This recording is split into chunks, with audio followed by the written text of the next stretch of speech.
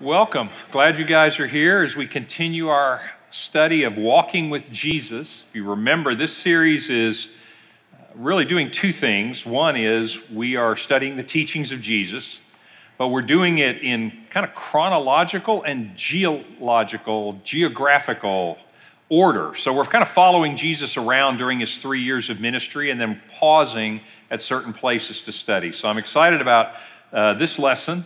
He's going to go some places that good Jewish boys didn't go, so we'll show you some of those. Let me pray for us, and then we'll get started. Lord, thank you for this evening. We're grateful that we can assemble, grateful that we have this access to study your word, to reason together, to engage our hearts, engage our minds.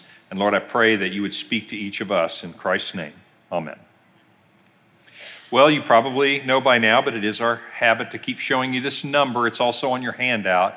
But if you want to text questions to this number during class, we try to answer as many as we can, and I apologize. I know we can't get to all of them, but we try to do as many as we can. So text your questions to that number. In this lesson, we are late into the second, maybe early third year of Jesus' ministry.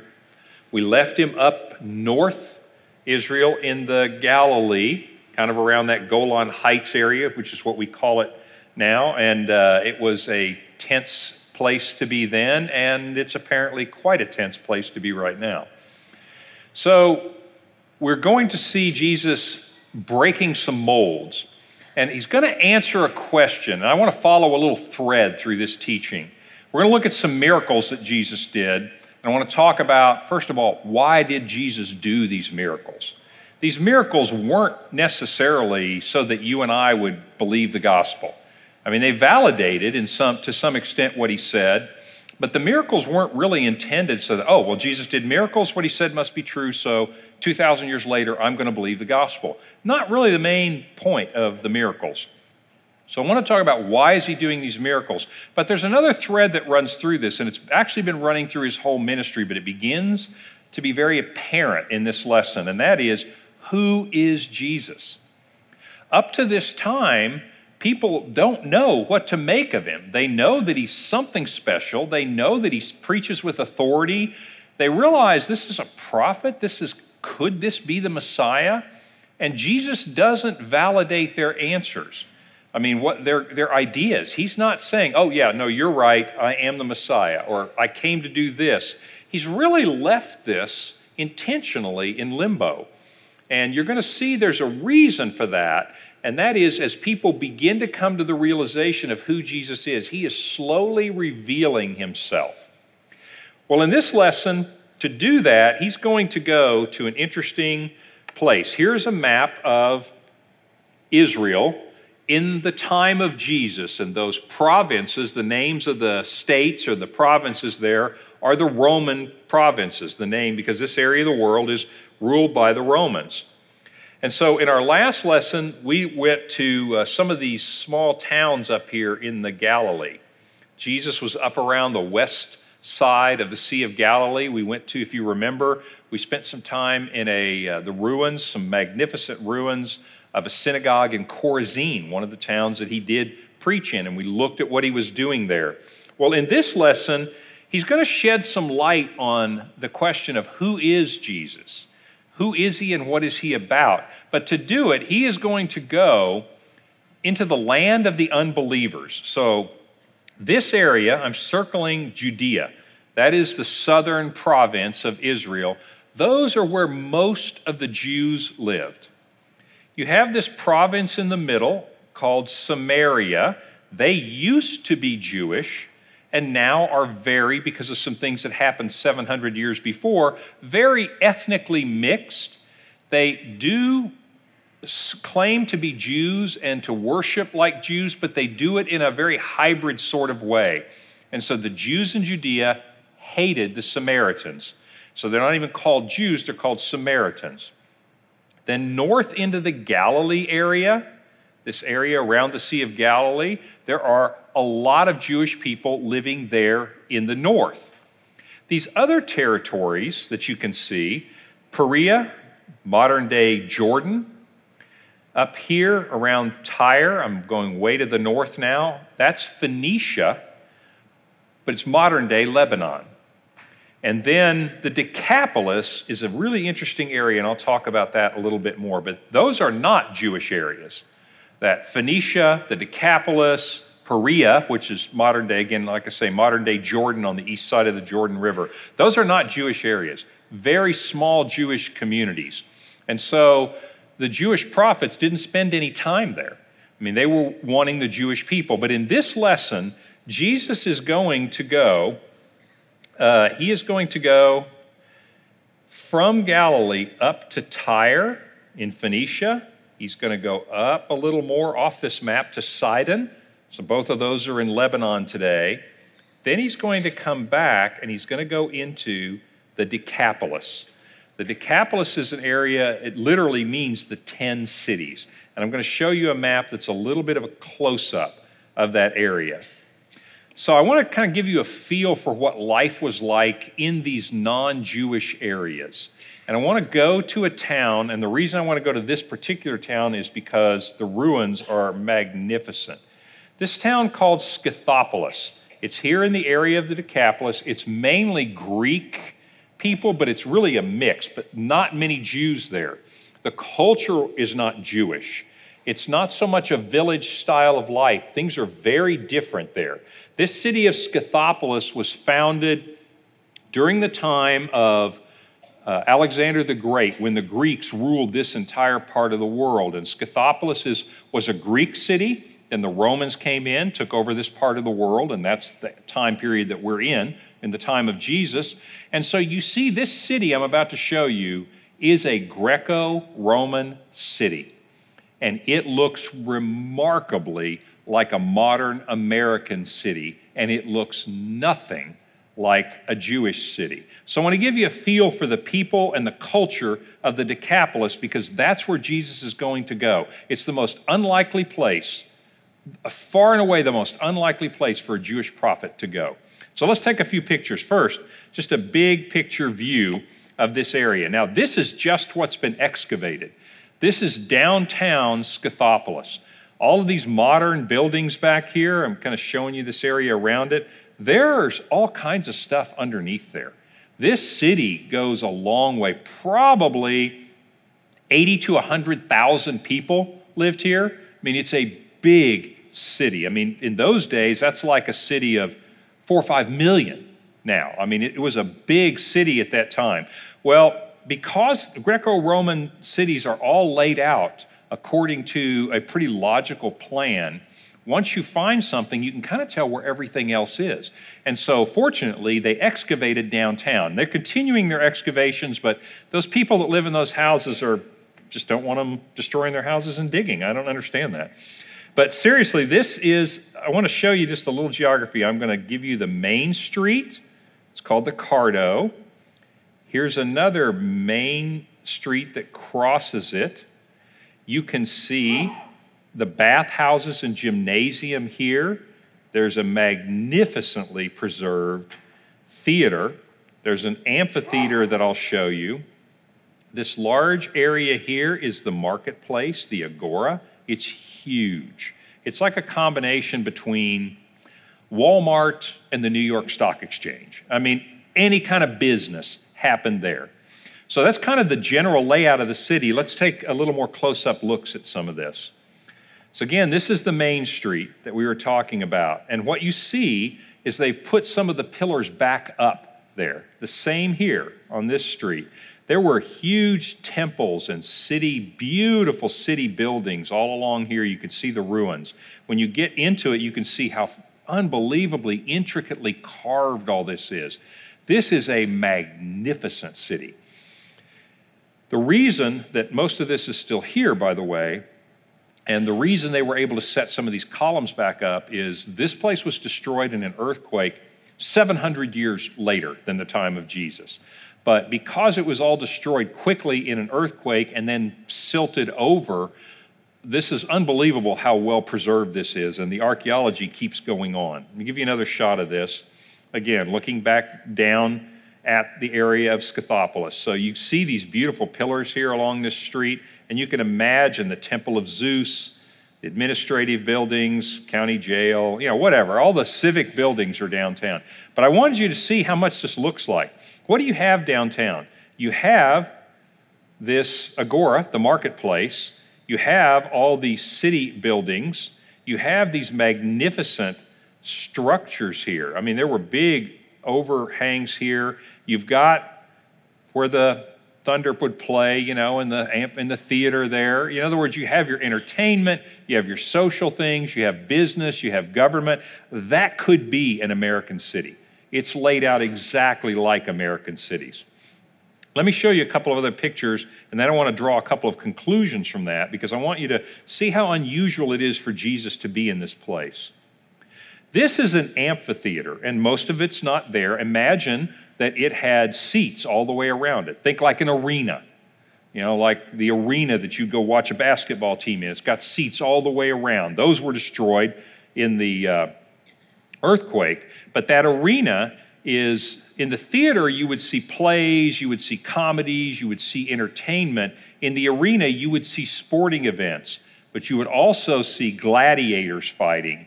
You would see Christians being fed to the lions. And as a matter of fact, I want to show you this little piece right here. Give you a little close-up. This is kind of a stark reality. You see those doorways? You notice there are two heights of doorways there? What do you suppose the small doorway is for? The lions. What do you suppose the big doorway is for? The Christians. And so even the design of this, you can tell how this was used. So it was used for gladiators until those were outlawed in the Roman provinces, and it was later used for Christians being literally fed to the lions. And so that tended to happen in their arenas. They're called amphitheaters, but in these arenas. Here's another great view of Main Street. This is really unbelievable technology for the time. Think about businesses all being in here behind these beautiful columns. Big civic building back here. There's big awnings, over this. There's actually even plumbing underneath that street. There's a sewer system in this city. I mean, feels very modern to us. It's a very modern kind of a city. So let me talk about it for a second. Here's also a great view that you can see of the Agora. That is a huge place for commerce. So just thinking about the contrast, we've done some lessons about this, but I want you to think about it. Jesus is coming out of the Jewish world. When we were in Chorazin in our last lesson, you may not remember this, but the middle of that village was that synagogue. It was the highest place. It was by far the nicest building in that village, and then all of the houses were around it. I mean, it might have been a big village, but that would have been the center part of the village. And the geography of cities tells you a lot about the values of the culture. So, for example, in a Jewish village, what's at the center geographically of the village is God. I mean, it's the synagogue, and that's the nicest building. People put their money into that building, so it would be God. Their entertainment life, you don't see theaters, you don't see amphitheaters, you don't see hippodromes. Hippodromes are where they have the chariot races. You don't see any of that in those Jewish villages. Jewish life centered around the family and the extended family and neighborhoods. And so you saw God at the center. You saw that their entertainment, their cultural transmission of values was storytelling in the families. The family was the basic social unit. And then finally, the Bible was their method of transmitting values and faith, and not just faith, but also stories. Every culture, I don't want to be too philosophical, but if you think about it, every culture has stories that exemplify their values. And that, for example, if I said to you, how do you know what is true and noble in America? Well, you would probably tell me some stories. Stories of the founders of this country, or stories of soldiers who had given their lives for the freedoms that we have. We tell stories that exemplify what we hold. Freedom is a value. Human dignity is a value to our country. In other words, you could go down the list, freedom of speech, freedom of religion. Those are core values of our culture, American culture and America. This culture of the Jews had its values were transmitted by the Bible. In other words, what God believes is who we are and is how we think, and what the values that God has are the values that our culture has. Then our social life is built around family and extended family, and the center of our lives is what is at the center of our village, and that's God. Look at this city. This is a typical Greco-Roman city. You get out of the Jewish areas, this is the kind of city you see, and what can we learn from this city? Well, first of all, what's in the middle of this city? The Agora. The middle of this city is the place where you conduct business. If God is at the center of the Jewish village, money and commerce are at the center of a Greco-Roman city. It is a much more materialistic culture. Now, I'm not trying to be judgmental about that. I'm just making the observation. You walk into a Jewish village and you see the biggest, nicest building is God's building. You walk into a Greco-Roman city and you see that the biggest, nicest, the best prime real estate is the stock exchange. You're going to go, hey, that's telling me something about what these cultures value. And so commerce is at the center of the value system of the Greco-Roman culture. You also see, as far as family and the entertainment, over here you can't see it in this one, but there is the bathhouse. And the social structure is no longer, the houses are a long way away from downtown. They're out in the, quote, suburbs. And so when you wanted to interact with people, you left home. You got in your car, you opened the garage door, you drove downtown, parking terrible, just like it is today. And so you'd park and you'd go into the combination bathhouse YMCA social center. That's where social interactions happen. They happen outside the home. So you can imagine that when it comes to transmitting cultural values to kids, it's not happening so much in the home. Is this sounding familiar to you? This is American culture. I mean, we are children of the Greeks and the Romans in terms of how we think about this.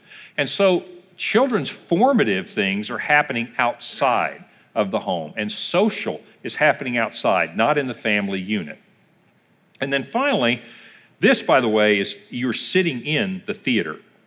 And this is one of the most magnificently preserved theaters. All of those seats are original. They're all 2,000 years old. All that backdrop, that's not all the backdrop on the stage down there. It used to be much bigger, but they're putting it back up because it all fell down. But that is a magnificent theater. And so the theater, by the way, had another row of seats up here. Those were destroyed and then silted over, but they looked just like this. You could hold about 8,000 to 10,000 people in this theater. And all of the plays, all of the entertainment was free. And the reason for that was, if you think about it, where did the cultural values get transmitted in the Jewish village? From the Bible. They studied the Bible in school, they read the Bible at home, they told the Bible stories. This is where cultural values got transmitted in a Greco-Roman culture and in that city, through its entertainment. If this is not sounding eerily familiar to you, we wake up, this is America. We transmit our values through entertainment. We just have a fancier form called television, right? And internet. We do our socializing primarily outside of our homes, and our cities are built the same way. Government buildings and financial centers are what we have at the beginning. So the reason to say that is not to be critical of America, it's simply to say we stand in that same line. So what I'm about to say to you about Jesus going into this place is exactly the same as you and I, Christ followers, going into our world. Even though this looks like an ancient world, culturally, geographically, it's identical to 21st century America. So as Jesus, the Jewish prophet, goes into these non-Jewish areas, taking with him the truth of the gospel, he's going into a place that's culture is radically different. When you and I walk out of this place and we go into our culture, we too are taking the gospel values into a culture that's radically different. That's part of why what Jesus is doing here is so relevant today. Okay, that's getting preachy, so let's move on. I want to talk to you about two things he did while he was here in this area, this Decapolis. He, by the way, went to the place that is far off. The way the Jews referred to Gentiles, it was never polite. Basically, they referred to them as those ethnic people. And, all those weird ethnic people, they called them the people that are far away from God. It's very blunt, like, we're God's people, you're not. And so you don't go there. Jews don't go to these places because you can't eat kosher here. You're tempted with prostitutes on the street corners and this kind of entertainment and the value system. It would just be so radically different. But this is where Jesus goes. He goes to a far-off place. He goes to a culture that's not his own, and he does a couple of things, and he does them very intentionally. So let's look at a couple stories that happen here in this Greek area. Then Jesus left the vicinity of Tyre and went through Sidon. That's where I started. He was in Lebanon, not Jewish. He went down to the Sea of Galilee and into the region of the Decapolis. So this area we've been talking about. There, some people brought to him a man who was deaf and could hardly talk, and they begged Jesus to place his hand on the man. Well, after Jesus took him aside, away from the crowd, interesting that there are still crowds that have heard about Jesus. There's always been interest in Jesus Christ. Sometimes it's positive, sometimes it's negative, but there's always been interest. Stop and think about it. This is a sideline, I admit, but I'll make it brief. Stop and think about this. Why, does it ever occur to you, why do we have militant atheists in our culture? Does that not seem strange to you? That's one of the strangest things ever to me. Because you have people who are Christ followers speaking gospel values into the culture. Then you have, and it's a big wave in our culture right now, militant atheists, militant secularists. Not only are they saying, I don't agree with you, I think, we were all the product of random mutations, et cetera, and express a secular worldview. I respect that point of view. It's wrong, but I respect that point of view. And so instead of saying, hey, I disagree with you guys, this is the way we think, and I'm going to have to vote this way, and you can vote that way, and hey, that's how we do things here in America. That's not what's happening, is it? It's like, hey, we believe this, and we hate what you believe. In fact, we'll do what we can to shut you up. Does that not seem strange to you? It doesn't to me in this way. Is Jesus Christ, people have never been able to be neutral about Jesus Christ. Stop and think about it. If you don't believe in Jesus, why do you care? Why do you care? It's like, okay, you believe in this Jesus guy, I don't. I'm going to get on about my life, you get on about your life. And by the way, you guys seem like real nice people. So we should be able to be good neighbors with each other. That's not what you see happening in the culture. And it's not what you see happening in this culture either. People either are really forced to react to Jesus. So here, these people are reacting positively. They think this guy can heal him. So Jesus took him aside, away from the crowd. He put his fingers on the man's ears, and he spat and touched the man's tongue. He didn't spit in his tongue. He spat on the ground, touched the man's tongue, looked up to heaven with a deep sigh, said to him, Ephphatha, which means be opened. At this, the man's ears were opened, his tongue was loosened, and he began to speak plainly. Jesus commanded them not to tell anyone, but the more he did so, the more they kept talking about it. People were overwhelmed with amazement. He has done everything well. Now remember, these are not Jews. They said, he even makes the deaf hear and the mute speak. This is interesting to me. Why is Jesus here in the first place? I think one of the big reasons is Jesus is with his feet and with his geography is sending a message. He's telling you what he's about. Because in the Jewish experience, messages from God came to the Jewish people. And prophets were there for Jewish people. And healers were there to heal Jewish people.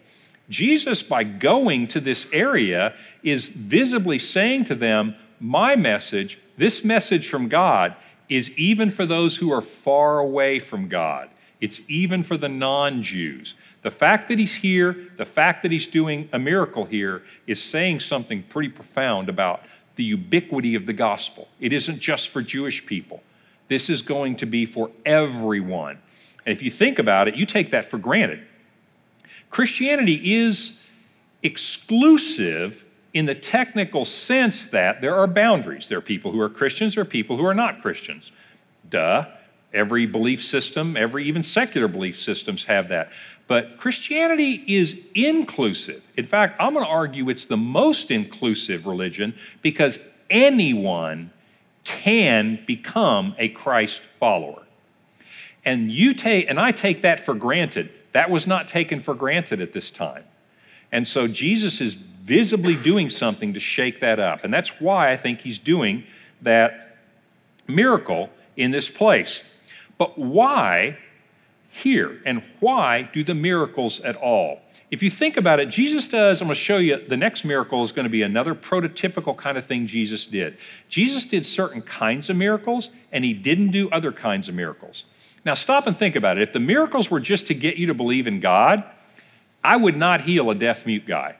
I mean, to me, you might get on 60 Minutes for that. Maybe Oprah picks it up one week, but honestly, that's not that big a deal. Here's what I would suggest. I would suggest out of the middle of nowhere, you literally snap your fingers and there is Mount Everest. Literally, people go, you have got to be kidding me. There is no way that happened naturally. Mount Everest just popped up in the middle of Saudi Arabia. Oh, you don't believe me? Go look at it. I mean, this is a miracle. This guy can control nature. I'd have the cow jumping over the moon. I'd write, Jesus is the Messiah on the moon, right? And people go, look, I'm being a little facetious, but you get my point. If you are God and you really can do anything supernatural, in other words, you can do things that do not appear to be in accord with nature, which, by the way, this healing is not in accord with nature. Some of Jesus' healings cannot be explained away, no matter how hard we try. But my point is, why doesn't he do something like that? I think there's two reasons. Jesus isn't doing miracles just to impress people. He's doing miracles to send a message. So what does this one send? And then when you see the next one, you'll really get this. What is this miracle? Why do this? Here's what you're going to see this happen over and over. And it's all through the Bible. Jesus is doing something small, something temporal, to foreshadow something eternal and something cosmic in scale. All over the Bible. We talked about the Exodus motif. I'll come back to that in a minute. Things that are happening here on earth are foreshadowing big things. Earthly things are being used to foreshadow heavenly, spiritual things.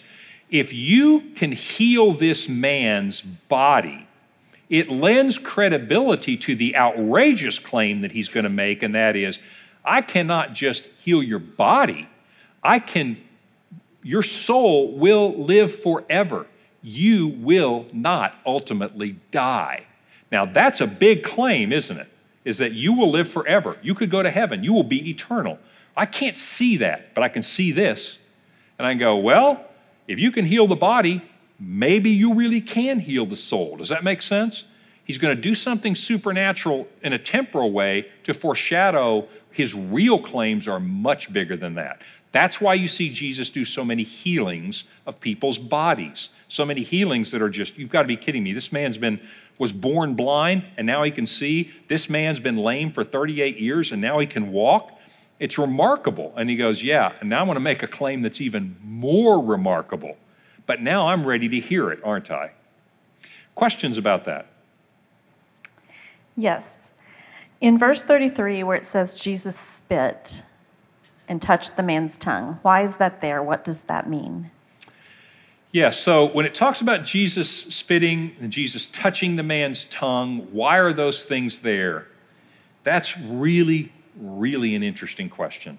And we really don't have time to go into all the really interesting pieces of it. So let me just give you it really is interesting. There's all kinds of, I don't want to go into it. It'll take a long time, but it's really fascinating. Email me if you want to know more. But basically, what happens here is, think about this. He could have said something to the guy. The guy's deaf, right? So he pulls him aside. He touches his ears. Why does he touch his ears? I think because the guy can't hear. He's like, hey, you. He's like, what's happening here? He's like, just watch. Ears? Yes, ears. Tongue? Yeah, tongue. You're going to talk. I think he's doing this physically, whereas most of Jesus' healings, he just speaks, and it happens. Do you believe? Or demon, come out of this person. Or do you believe that you can be well? Well, very well then, you will be well. I mean, he doesn't need to touch them. But I think with this guy who can't hear, he touches his ears, can't speak, touches his tongue. The spitting on the ground is an interesting little pattern that happens. I don't really know exactly why he did this. A couple theories, but nobody knows that for sure. But I think he touches his ears, touches his mouth, looks to heaven and sighs and says, be opened. And then the guy literally can hear and speak. So it's a little cryptic. The spitting part is a little cryptic. And why does Jesus tell him not to tell anyone? You know, that's a great question. Why does Jesus, and by the way, Jesus does this a lot, tells him not to tell anyone. Okay, think about it. If you said, I mean, it doesn't work. Why? Because these people are ingrates. But basically, think about what he's trying to do. The more famous he gets for doing these healings actually is counterproductive to Jesus. Pretty quickly, you're going to see that the crowds, as a matter of fact, in the next miracle, you're going to see that the crowds become a real burden to Jesus. What is Jesus really here for? Is he here to heal people? No, not mainly. Is he going to heal people? Sure. Why? Because he's saying, I want you to see, I got a much bigger fish to fry. I'm here for a much bigger reason than you can imagine. Not just to heal your body. I'm here to set your soul free from the one who owns a mortgage on your soul. I'm going to set you free so that you can live in eternity in heaven. So that's Jesus' purpose. So the healings point to that, and they validate what he's saying, but actually having all these people following you around, that is not good for him.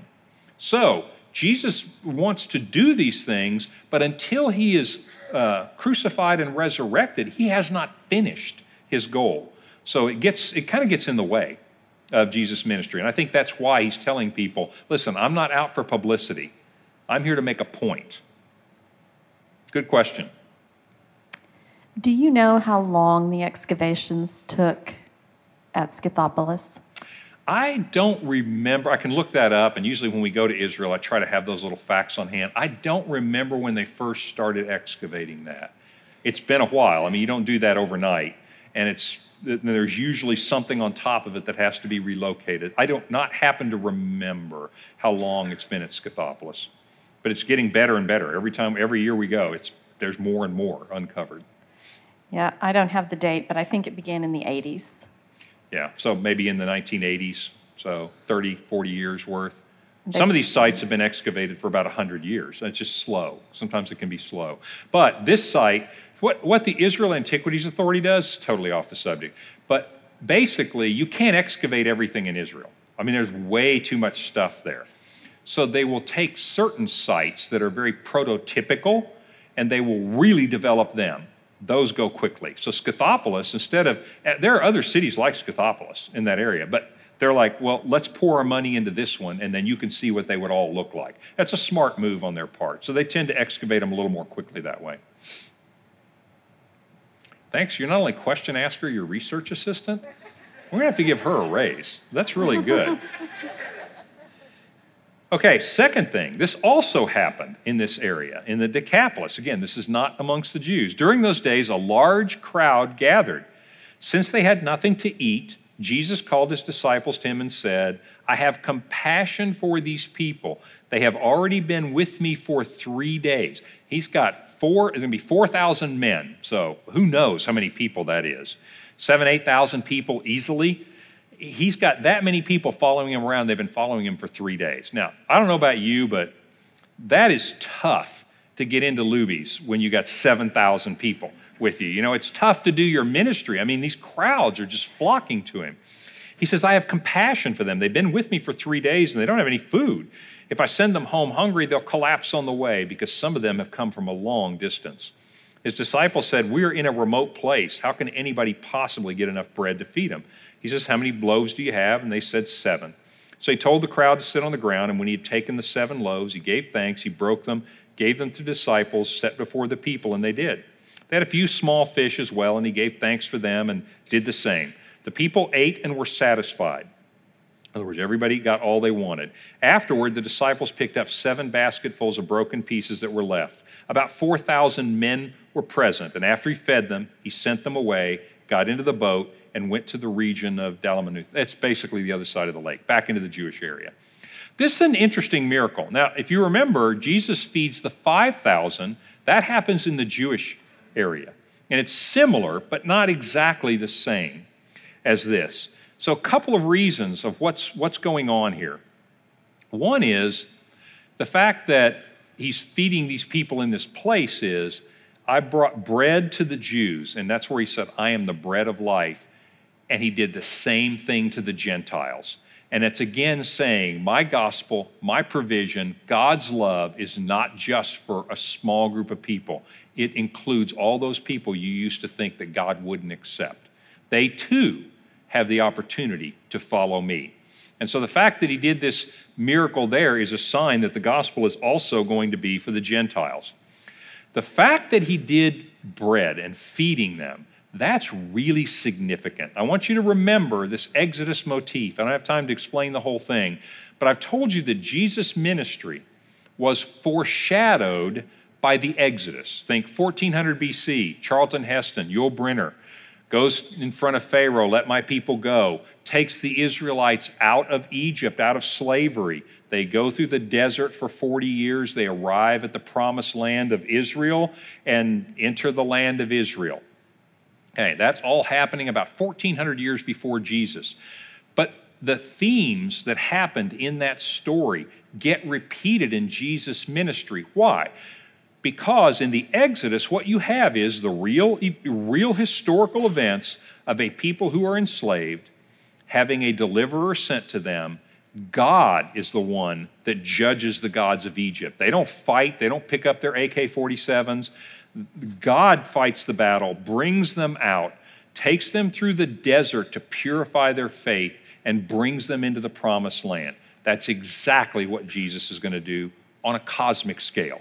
God sends his deliverer to take all of those who are enslaved to sin, and he is going to judge the gods of this world and overcome the gods of this world on the cross, and he is going to lead us into the promised land, eternity in heaven. The Exodus is a foreshadowing of what Jesus is going to do. Well, do you remember one thing that happened in the Exodus? They get out into the desert, and all of a sudden they look around and they go, there is no fast food out here. And in fact, there's nothing out here. We are going to die. And so what God does is every morning, I'm shortening this and I'm making it slightly inaccurate for you Bible scholars, but basically every morning they wake up and there is this stuff called manna, like dew on the ground, and it's bread. They take it and they cook it and they eat that. And every morning, if it doesn't show up, they're going to be hungry. And if it doesn't show up for several days, they're going to die. And yet God every morning gives them just enough for that day. That's why Jesus, I'm convinced, that's why Jesus prays in the Lord's Prayer, give us this day our daily bread. What's God training them to do? Faith. You need to have faith that I can meet your physical needs. Jesus is showing them by giving them bread. I mean, this is so much the Exodus happening. This is the modern version of manna. He said, if I can give you bread, which is what you need to stay alive, if I can keep your body alive and I can make bread anytime I want to. Well, that's why they're following him like, hey, we're never going to be hungry again, which was a big deal for them. They were hungry a lot. Like this guy literally can supernaturally feed 4,000 plus of us. Jesus' point is, just like the manna in the desert, I can nourish your physical body. Now, will you believe that if I can miraculously do that, I can nourish and I can save your souls for eternity? You see, this healing and the feeding are the same point. It's foreshadowing. It's saying, I'm going to make an outrageous claim to you. I'm going to tell you that I can tend your soul. You will live forever. You will overcome death. And here's my down payment. I'm going to miraculously feed you, and I could keep you alive and give you all the food that you need. That's why he's doing that miracle. That's why the bread is there. It's a foreshadowing of what he can do spiritually as well as what he can do physically. Okay?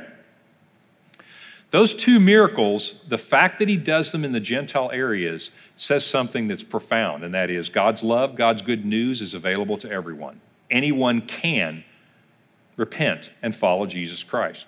That wasn't true up until that point. I mean, that just was not the way religion worked up till that point. And the fact that he's doing those miracles are specifically designed to validate the truth claims that he's making. And we'll talk about that in just a minute, but let's go to the second place he goes while he's here. This is another really interesting place. This town called Caesarea Philippi. That is not a very Jewish place. Philip, who is one of Herod's kids, he's the ruler of this area.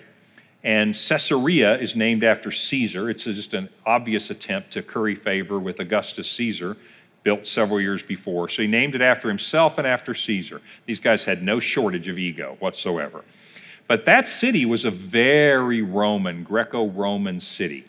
And Jesus is going to take his disciples to that place, and something really unusual happens there. Again, this is another place that you don't go. But I want to show you something that's at this place. You've probably seen this before, but basically, this is near the city of Caesarea Philippi. And this big cliff, this place is called Banias. It's technically ancient times, it was called the place of Pan. Pan was one of the Greek and Roman gods. He was half goat, half man. God of shepherds, lusty little guy. I mean, rated X. I mean, his exploits, he was kind of the god of sex, really the god of lust. Think of it that way. And so there was a temple here to Pan. There's also in this place, I'll show you another picture of the cliff face there. There's also a big cave right here.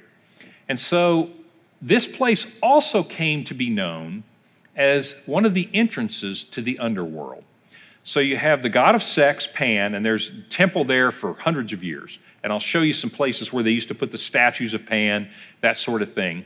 But in that cave, here's what they thought. They thought that Hades was a place.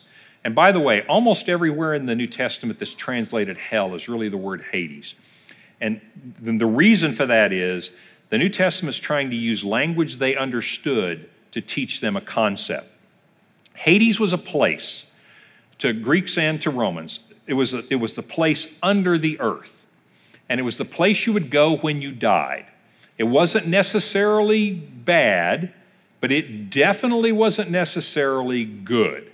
In other words, it was a place where you just sort of roamed around for the rest of your existence.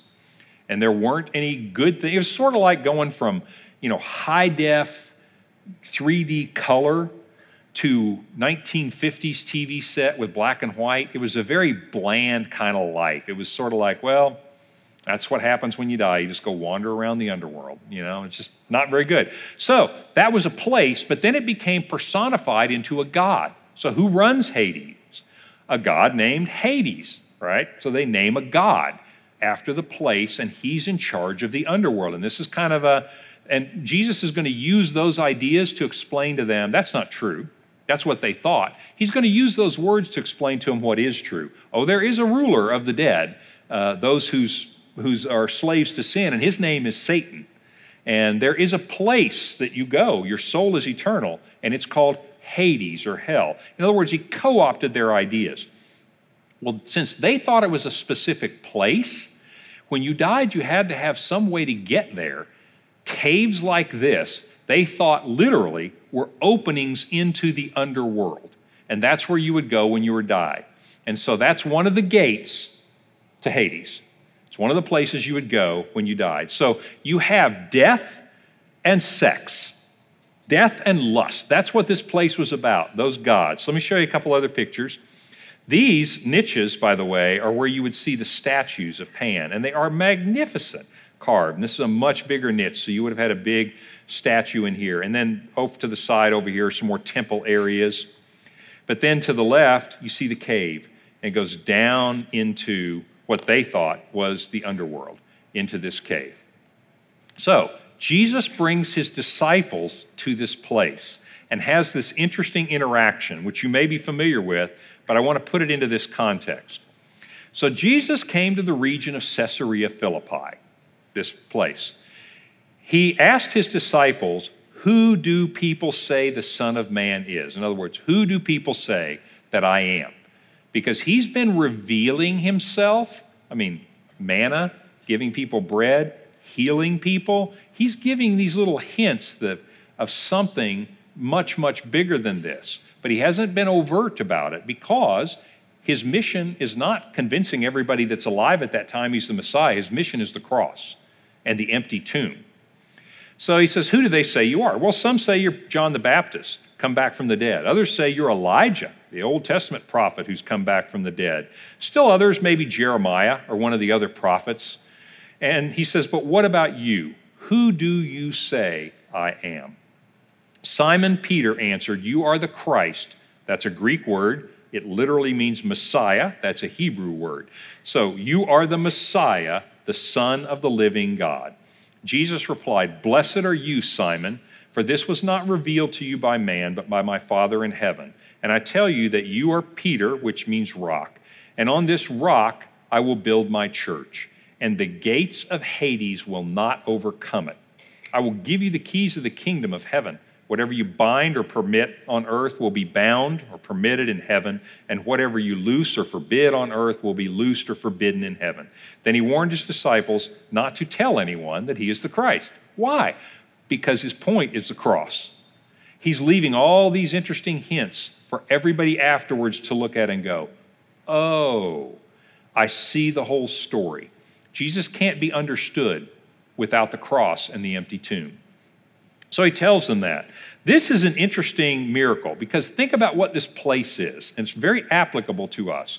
Just like in the first set of miracles, he goes into a culture whose values he doesn't share, and he begins to tell the truth about God can heal your soul. God can nourish your life, not just your physical life, but your eternal life. And he goes and he takes that message in the form of miracles to that culture. So do you and I. We go out into a culture whose values we don't share, and we go speak God's truths to that culture. Here, we do the same thing.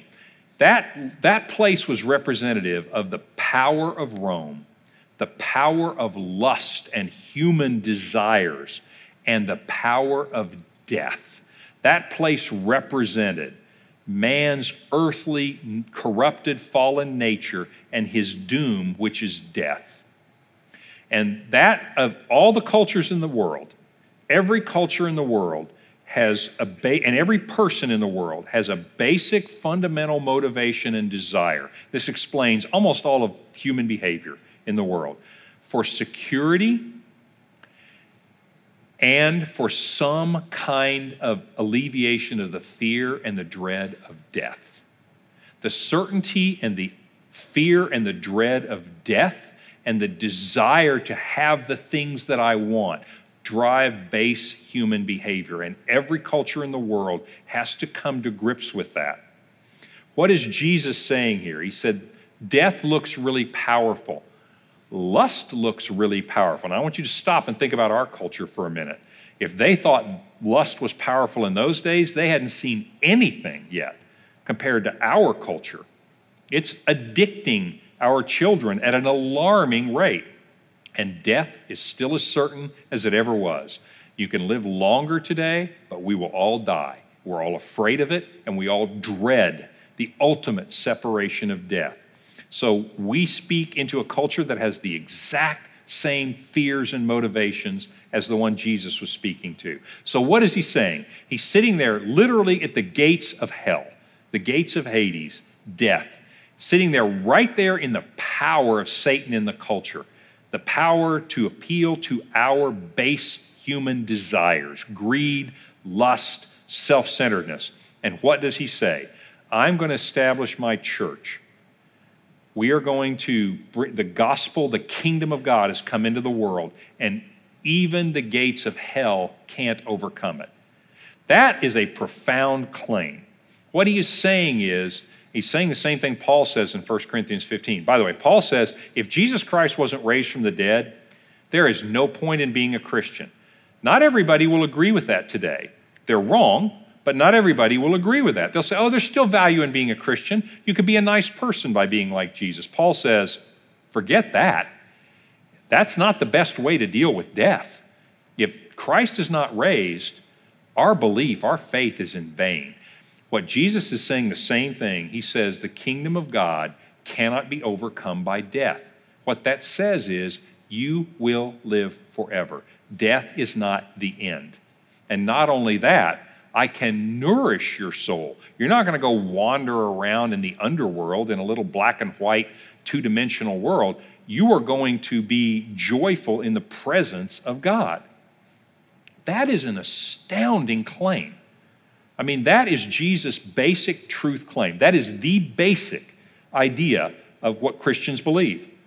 The basic idea is not the Sermon on the Mount, be nice to your neighbor, pray for people, forgive people. Those are all absolutely true. That's describing what life looks like in this kingdom. But the fundamental argument for the kingdom is death no longer holds sway over you. And that's what he's saying. And he took them to the most secular place he could find, the most visible sign of death and lust, and he said, that is not strong enough to overcome the good news of the gospel and the truth that you can indeed overcome death.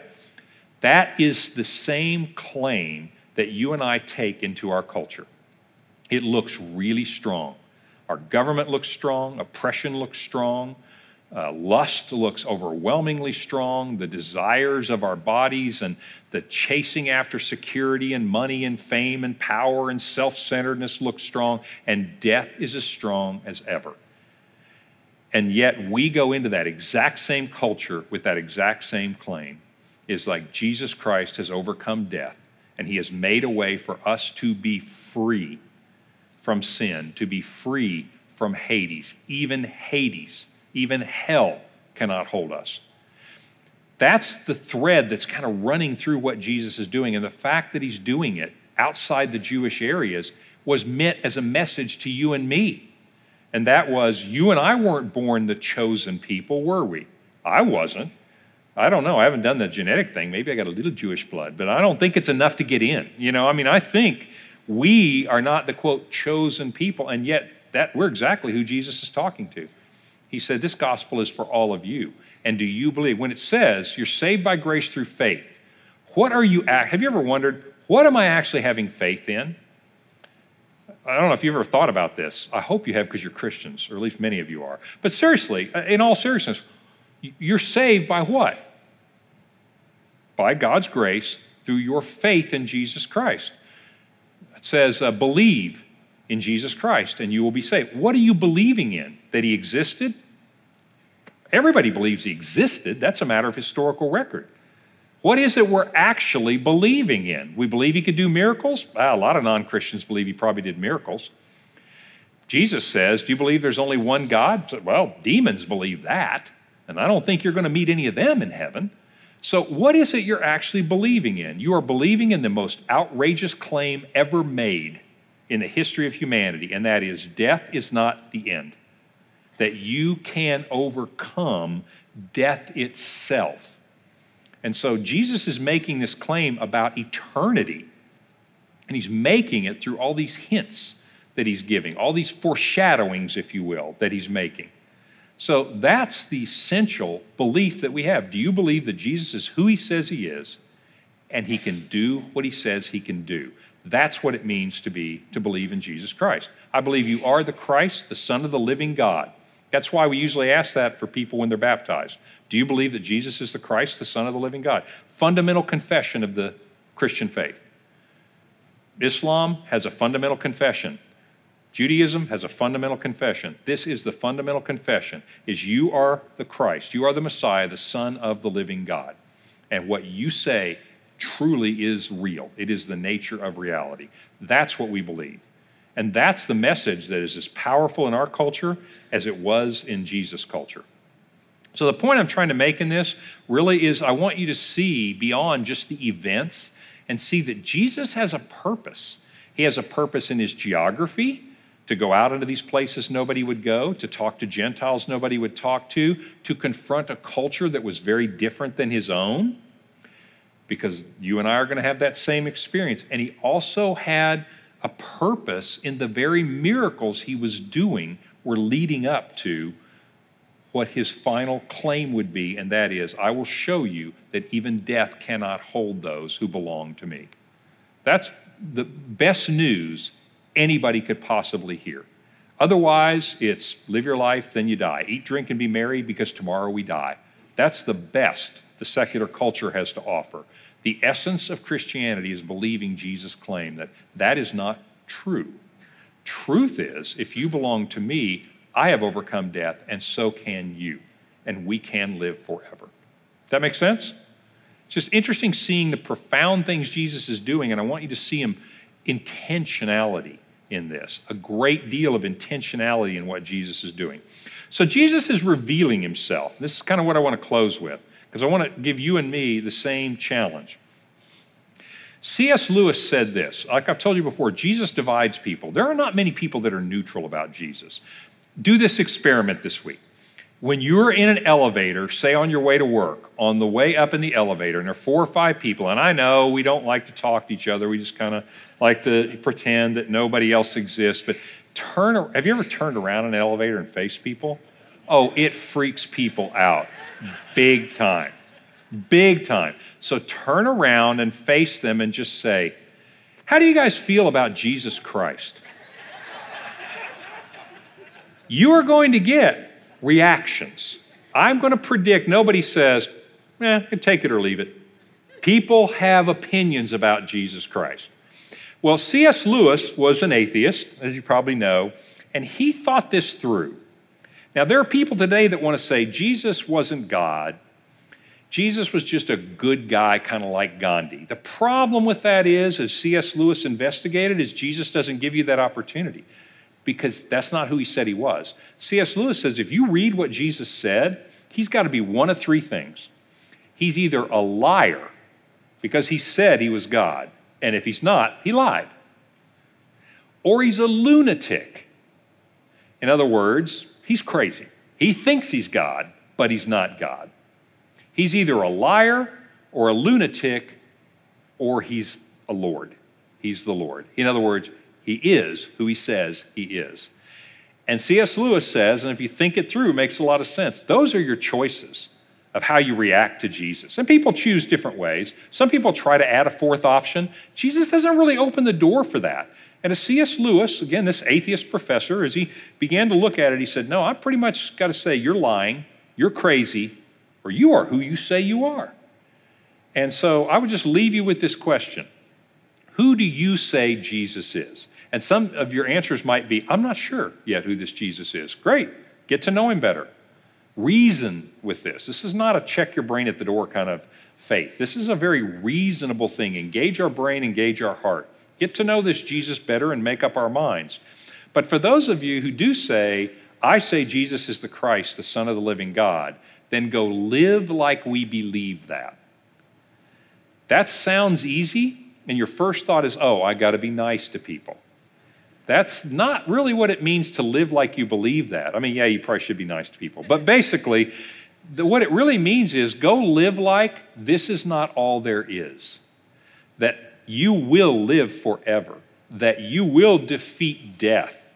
And that you can follow Jesus Christ through the gates of Hades and into heaven. And if that's the case, when you look around here, all of a sudden it completely changes your perspective about this life. If a lot of Christians say, I believe what Jesus said, but I live like this life is all there is. So the challenge is, who do you say Jesus is? And if you say he is the Christ, the Son of the living God, then live like there's more than just this life. And you'll find that you can begin to be compassionate like Jesus and forgiving. It's like this 70, 80, 90, 100, 130 years, however long you're going to live. I'm not living that long. But however long you're going to live, that's just the beginning of eternity. It will radically change the way you think about your life, and it'll really radically change the way we think about our relationships. That's why the church has always been so appealing to the culture, is we live like there's way more going on than this, and it lets us be absolutely, just outrageously compassionate in the world. So, who do you say Jesus is? And if your answer, he's the Christ, then live that way. Live like you have nothing to fear from death or eternity. Okay? And try the experiment on the elevator and see what happens. See you guys next time.